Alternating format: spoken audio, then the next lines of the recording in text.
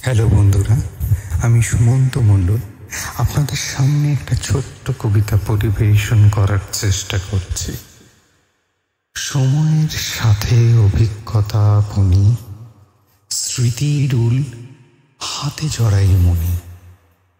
কঠিন পথের বাধা পেরিয়ে খুঁজি আলো অন্ধকারের কোণে। শুকনো ভাবনা ভীষণ আজ জেগে ওঠে, বারবার টেনে আনে গোপন ব্যথাগুলো।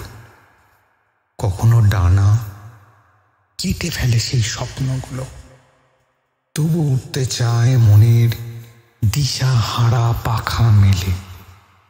বাস্তবতার করাল দাঁত ঝলকে ওঠে ভীষণ, শেষ স্রোতের ফোঁটা যেন কেমন করে হাসির কোলে মিলিয়ে যায়।